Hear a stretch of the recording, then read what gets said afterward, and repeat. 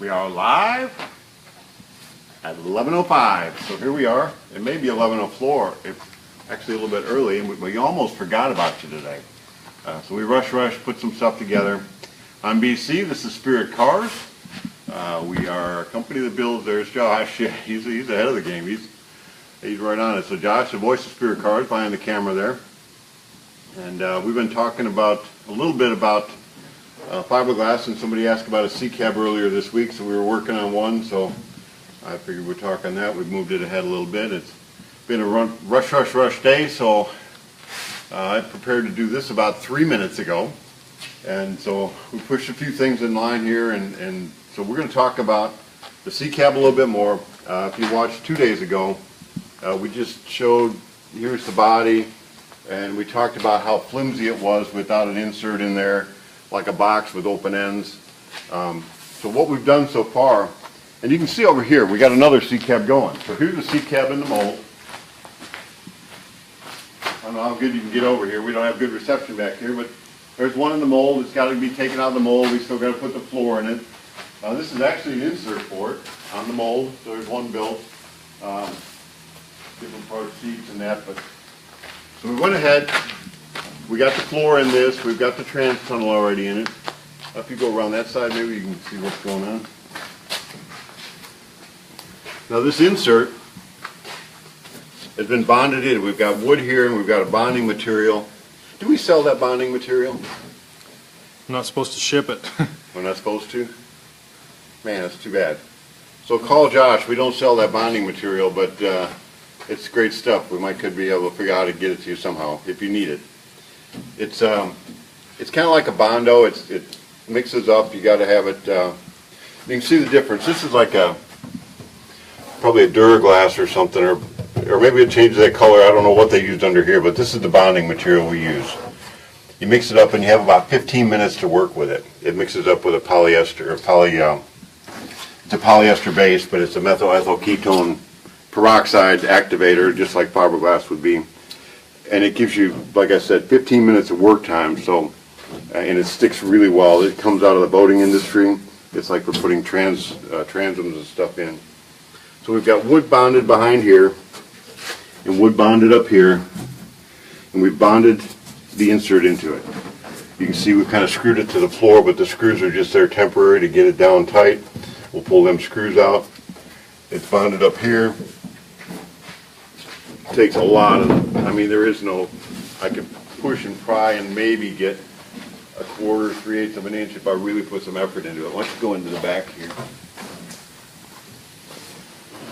We don't have it in yet, but what will go back here, there'll be a piece of wood that fits into this area. It'll get bonded in, and then we'll fiberglass over the wood just like you see the floor. So you'll have a cross section here. So this will be fully secured, and it takes a lot of the play out of the car. The back doors, like I said before, it gets a hinge, an external hinge on it. So we'll bond some oak into the inside here, and we'll bond some oak inside here, and that way it's got structure and strength in there. And while I was talking about this, I figured we've got a 23 going. It'll give you a little better idea how the hinges fit. Now this is external hinges. And okay, here's a couple tricks. Do we offer the body where you put your own door on? We do offer it that way. Yeah, we can. So if you got our body, which here's, I don't know, these are both bodies without doors. Here's one with a door. It comes with a jamb. This insert's not put into it yet. Here's the door parts. There's an inner and outer door.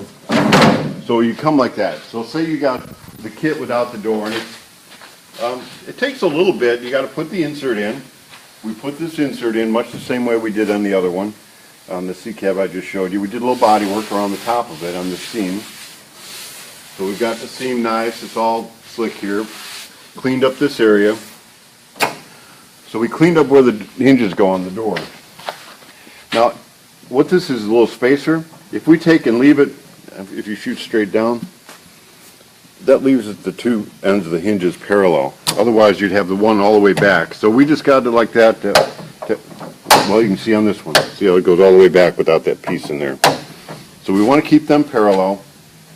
We have a router that we go ahead and clean up that gap with a little bit better. Get our hinges fit. We actually have a jig to do it, but you can do it if you pull these pins out of here and take a 1/4 inch rod and stick it through both of the pins.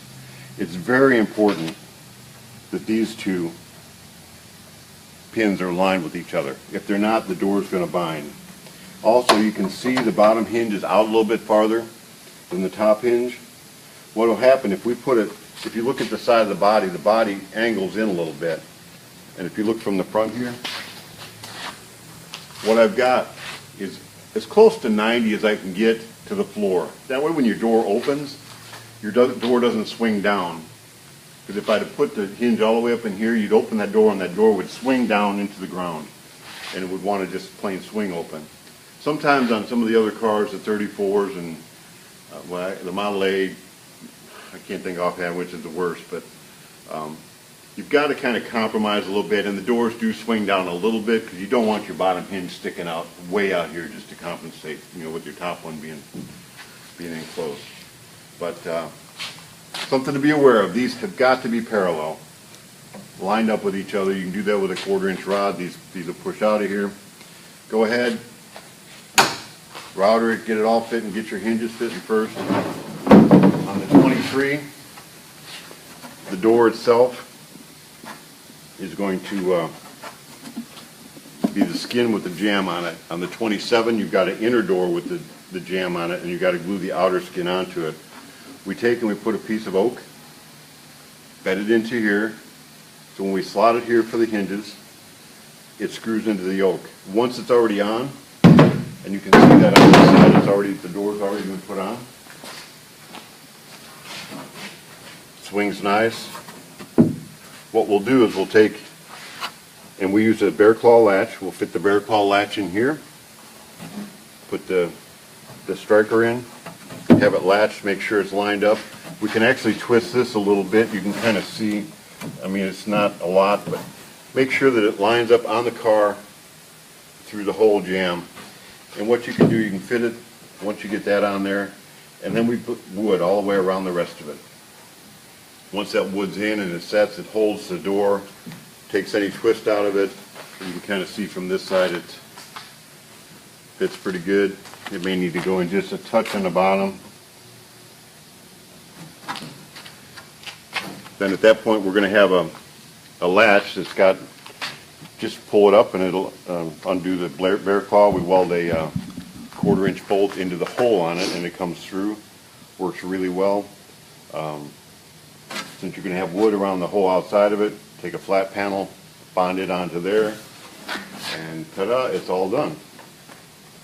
So that's kind of how you do that. And since this morning I was cutting glass also, not just, I wasn't chopping glass, but this is the car getting ready to go out.